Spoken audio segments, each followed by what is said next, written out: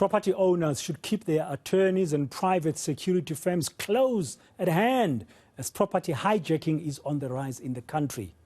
Dominic Steyn, a partner at Cowan-Harper-Madikizela Attorneys, says organised syndicates are mobilising and seizing properties. He says the failure to change or amend the Prevention of Illegal Eviction from an Unlawful Occupation of Land Act makes this practice prevalent. He joins us now to discuss this matter further. Good afternoon, Dominic. Thank you very much for your time. Welcome to Today on ENC. So how rife is this practice of the hijacking of properties? It's very prevalent in today's times. It's used to be restricted to certain residential blocks in traditionally centre, perhaps less affluent areas. It's now moved from apartment blocks in city centres to residential apartment blocks in more affluent areas, and even to actual residences, private residences in security estates and gated communities. So just paint a picture for our viewers about the headaches or the challenges you would face if your property was illegally occupied. What would be happening there? Because you have certain responsibilities as the landlord or the owner. Yes, you do. So if you have experienced a building hijacking, essentially the hijackers install tenants, their own tenants, into the building or into the residence. And the problem you have as an owner is you remain responsible for payment of the rates and taxes. You need to continue paying the insurance of the property. You remain responsible for utility services like water and electricity, for instance. The whole time, the tenants who've been installed in the building are paying rentals to the building hijacker, not to you. So you have no income, but you have all the expenses.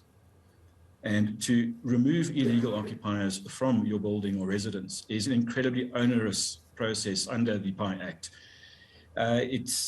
You need to approach court, you need to get permission to give notice that you intend evicting these illegal occupiers. That process on its own can take anything from 8 to 15 months, if not longer. And going to cost you a lot of money, I mean, because legal fees don't come cheap either. So you end up paying so much while your own property has been taken, hijacked, and you're trying to get it back. So the Act itself, I mean, can't it protect property owners? What changes should happen to keep up with all this new phenomenon, this prevalent phenomenon, crime, let's call it what it is, this prevalent crime of hijacking buildings?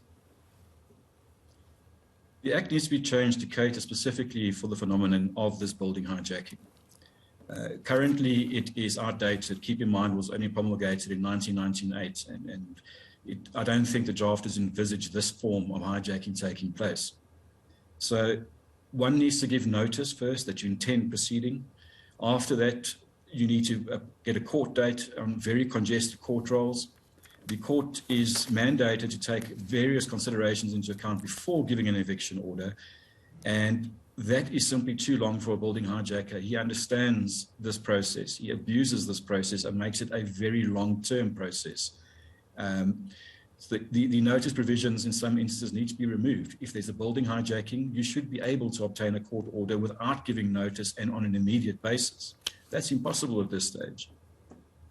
So besides you going to court as a property owner whose building has been hijacked by these criminals, which can take long, there's no other option. And what is concerning is a sense that in some of those cases, there is alleged collusion by the police. Yes, so we need to make a distinction between the initial stage of your building being hijacked, where the building hijackers actually do the first incursion and start the process of getting rid of your tenants or trying to get access to the vacant areas. They are then trespassing. And the South African Police Service actually needs to act then to remove the people from your property before they occupy. Remember, the PI Act only comes into account or into play once they've taken occupation. Unfortunately, we've experienced that the South African Police Service either do not have the capacity to do this. They have an internal directive often preventing them from arresting anyone from trespassing. And as you've mentioned, oftentimes there's collusion between the building hijackers and the South African Police Service. What this means is a building owner essentially needs to bypass SAPS, needs to go to court on an urgent basis without giving anyone notice, and obtain a court order authorizing a third party, not SAPS, but a sheriff of the High Court, to then appoint a private security company to do the function of the South African Police Service.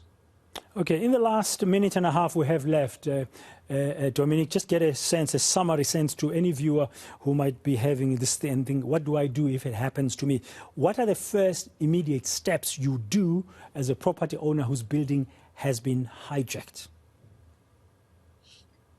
My suggestion is the immediate steps to take is to immediately go see an attorney, preferably someone experienced in these situations. That attorney needs to go to court on an immediate, urgent basis, and usually ex parte in camera. That means you don't give anyone, including SAPS, notice.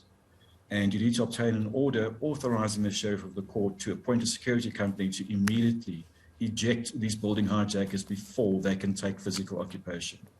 So don't waste time, don't wait, don't enter into any arguments. Yeah, head on straight, get help and go to court. Thank you very much for your time and insights this hour. That's Dominic Steyn. He's a corporate law and commercial litigation partner at the Cowan-Harper-Madikizela Attorneys.